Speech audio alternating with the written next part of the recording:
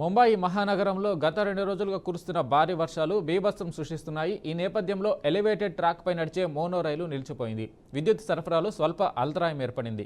దీనివల్ల సాయంత్రం 6:15 సమయంలో మైసూర్ కాలనీ, భక్తి పార్క్ స్టేషన్ల మధ్య ఈ రైలు దాదాపు గంటకు పైగా ఆగిపోయింది. ఆ సమయంలో దాదాపు 100 మందికి పైగా ప్రయాణికులు అందులో చిక్కుకున్నట్లు సమాచారం. ఈ ఘటనపై సమాచారం అందుకున్న అధికారులు అప్రమత్తమై సహాయక చర్యలు చేపట్టారు. విద్యుత్ సరఫరాలో సమస్య కారణంగానే రైలు ఆగిపోయినట్లు Mumbai metropolitan region development authority అధికారులు వెల్లడించారు.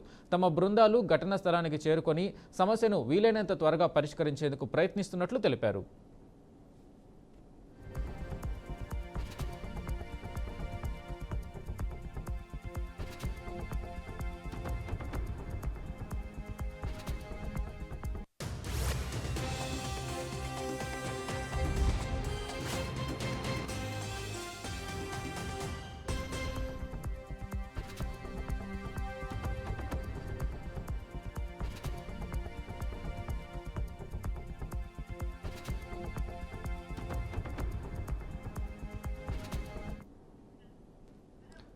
కర్నూలు జిల్లా నందవరం మండలం గురుజాల గ్రామంలో పొలం రోడ్డు వివాదం ఉద్రిక్తతకు దారితీసింది. రైతు హనుమంతుపై అదే గ్రామానికి చెందిన 4 వ్యక్తులు దాడి చేశారు. పొలంలో పనిచేస్తున్న సమయంలో విచక్షణ రహితంగా దాడి చేయడంతో హనుమంతు తీవ్రంగా గాయపడ్డారు. గాయపడిన రైతును ఎమ్మెగనూరు ప్రభుత్వ ఆసుపత్రికి తరలించారు. బీజేపీ నాయకుడు గురురాజా దేశాయ్ ఆసుపత్రికి వెళ్లి హనుమంతును పరామర్శించారు. దాడి చేసిన వారిపై కఠిన చర్యలు తీసుకోవాలని, బాధితుడికి రక్షణ కల్పించాలని డిమాండ్ చేశారు. హనుమంతుకు న్యాయం జరిగే వరకు పోరాటం చేస్తామని గురురాజా దేశాయ్ స్పష్టం చేశారు. మరి పొలం తగాదాలో ఆయనకు ఒక కుటుంబీకులు అంటే ఒకే కుటుంబానికి సంబంధించిన 4 వ్యక్తులు, 3 కొడుకులు, ఒక తండ్రి కలిసి దారుణంగా ఆయన మీద దాడి చేసి ఆయనకు మరి చాలా ఇంజూర్స్ చేశారు. తలకు కూడా అదేదో పనిముట్లతో, చెలికితో వాళ్ళు దారుణంగా దాడి చేసి ఆయన్ని గాయపరచడం జరిగింది. ఇప్పుడే ఆయన్ను ప్రభుత్వ హాస్పిటల్లో, ఎమీనూరులో ఉన్న ప్రభుత్వ హాస్పిటల్లో ఆయన్ను పరామర్శించడం జరిగింది. మరి ఇలాంటివి ఏదన్నా ఉన్నా కూడా అది ఏ పార్టీ అయినా కావచ్చు, ఏ మతమైనా కావచ్చు, ఏదైనా కావచ్చు, మనం మనుషులం. మరి పాపం ఆయన పొలం కొన్నాడు, దానికి దారి మరి ఎటు పోవాలి ఆయన, మరి ఆ దారి అమ్మిన వ్యక్తి కూడా ఇలాగే దారి ఉందని చూపిస్తున్నాడు. ఒక మనిషి మీద దాడి చేయాలంటే ఈరోజు ఎన్నో చట్టాలు ఉన్నాయి. మరి ఆ చట్టాలకు కూడా వాళ్ళు భయపడకుండా ఈరోజు ఒక వ్యక్తి మీద దారుణంగా దాడి చేయడం అనేది చాలా బాధాకరం, అమానుషం. హనుమంతు గారి మీద మరి పొలం. గుంటూరు జిల్లా తాడేపల్లిలో వివాహిత కృష్ణప్రియ ఆత్మహత్య కేసులో పోలీసులు పురోగతి సాధించారు. నిందితులను మీడియా ఎదుట ప్రవేశపెట్టారు. 3 రోజుల క్రితం వడ్డీ వ్యాపారస్తుల వేధింపులు తాళలేక కృష్ణప్రియ పురుగుల మందు తాగి మృతి చెందింది. బలవన్మరణానికి ముందు సెల్ఫీ వీడియోలో వేధింపులే కారణమని ఆవేదన వ్యక్తం చేసింది. నిందితులు విజయవాడకు చెందిన దుక్కా శ్రీను, వేణు, బాజీ ప్రసాద్, రామకృష్ణ, రవిగా గుర్తించారు. అరెస్టు చేసి రిమాండ్కి తరలించారు. కేవలం దుక్కా వేణు, దుక్కా శ్రీను నా చెక్కులని ఆ బాజీ ప్రసాద్ అనేవాడు దుక్కా వేణు, దుక్కా సీనుకి స్నేహితుడు. ఆ చెక్కులు, నోట్లు బాజీ ప్రసాద్కి ఇచ్చి నా మీద కేసు వేయించారు. కోర్టుకు వెళ్ళిన ప్రతిసారి నన్ను ఇదిగా మాట్లాడుతున్నారు. వాళ్ళు చెప్పినట్టు వినాలిట, మా వారిని జైలుకి పంపిస్తారట. వాళ్ళు ఎందుకు ఈ నరకం నాకు? మేము చెయ్యని తప్పుకు మేము ఎందుకు ఈ శిక్ష పడాలి? నాకెందుకు ఈ నరకం? ప్రతిసారి కోర్టుకి వెళ్ళిన ప్రతిసారి ఇదే నాకు బాధ. ప్రతిసారి అసలు బాజీ ప్రసాద్కి దుక్కా వేణికి సంబంధం లేకపోతే కోర్టుకు వచ్చినప్పుడు బాజీ ప్రసాద్ దుక్కా వేణి ఎందుకు వస్తాడు? ప్రతిసారి మమ్మల్ని టార్చర్ పెడుతున్నారు. ప్రతిసారి మాటలతో నన్ను హింసిస్తున్నారు. నాకు బతకాలం లేదు. పోలీసు వాళ్ళకి ఒకటే వీక్లీ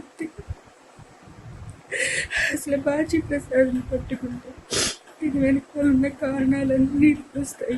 దయచేసి వాళ్ళని శిక్షించండి, నాకు న్యాయం చేయండి. దయచేసి నాకు న్యాయం చేయండి. డబ్బులు కట్టి కూడా ఇన్ని బాధలు నేను పడలేదు.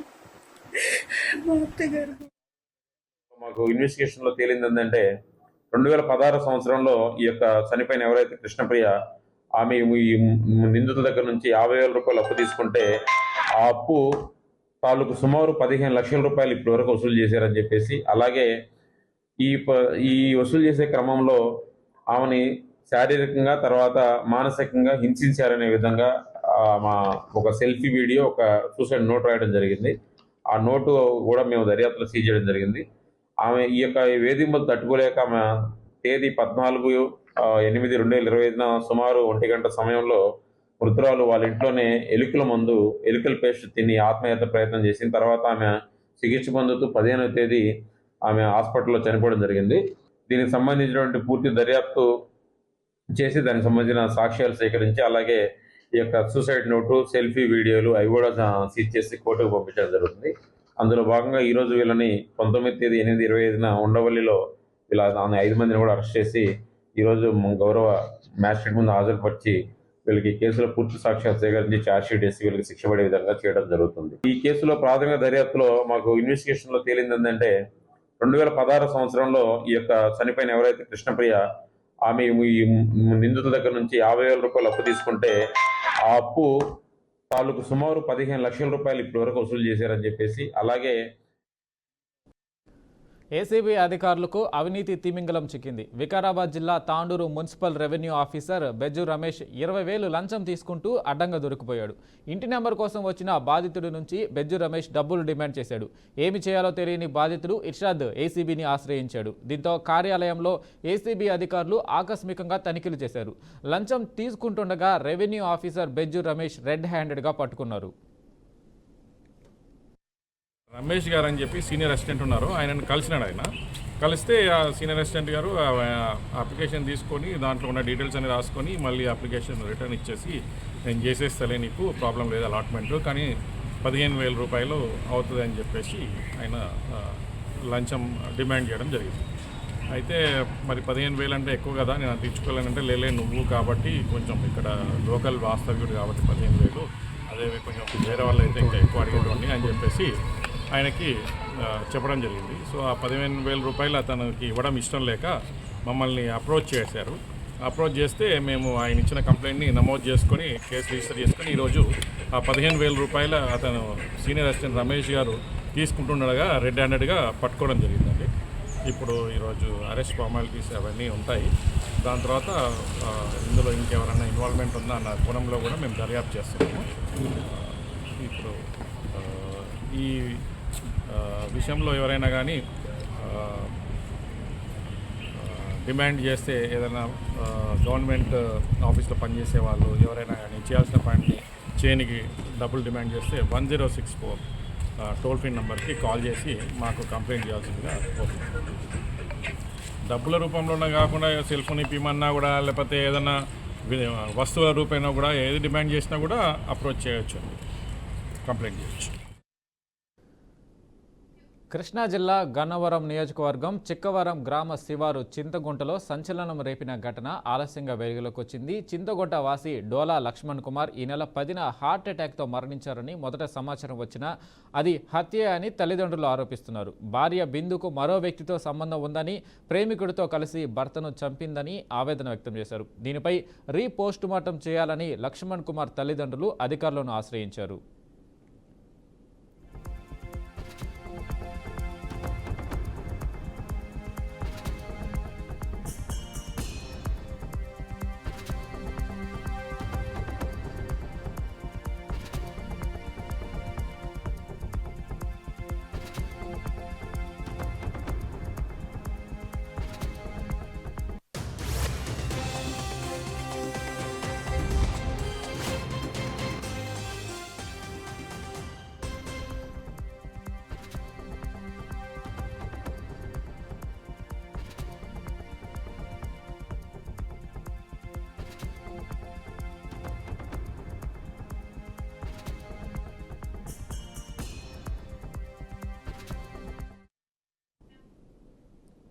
తెలంగాణలో యూరియా కొరత సంచలనం రేపుతుంది. రైతుల పాలిట కాంగ్రెస్ ప్రభుత్వం శాపంగా మారిందని అన్నదాతలు వాపోతున్నారు.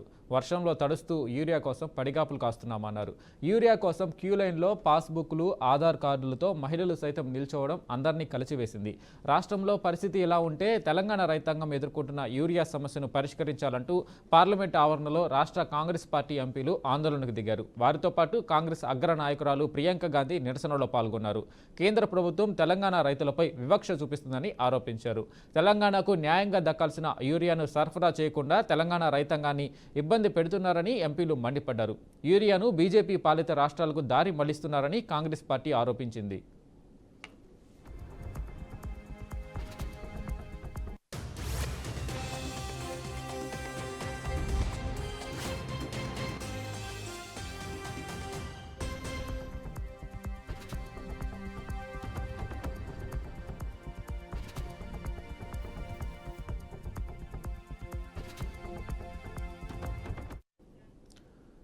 యూకేలో ఇద్దరు సిక్కు వ్యక్తులపై జరిగిన విద్వేషపూరిత దాడి తీవ్ర కలకలం రేపింది. వాల్వర్ హాంప్టన్ నగరంలోని ఒక రైల్వే స్టేషన్ వెలుపల ఈ దారుణ ఘటన చోటు చేసుకుంది. ముగ్గురు టీనేజర్లు ఇద్దరు సిక్కు వ్యక్తులను లక్ష్యంగా చేసుకుని దాడికి పాల్పడ్డారు. బాధితులను కింద పడేసి వారి తలపాగాలు ఊడిపోయినా లెక్క చేయకుండా ఒక యువకుడు పదే పదే కాలుతో తనడం వీడియోలో స్పష్టంగా కనిపించింది. సమాచారం అందుకున్న పోలీసులు వెంటనే స్పందించి దాడికి పాల్పడిన ముగ్గురు టీనేజర్లను అరెస్టు చేశారు. అయితే విచారణ అనంతరం వారిని బెయిల్పై విడుదల చేసినట్టు తెలిసింది. What are you doing? You fucking idiot!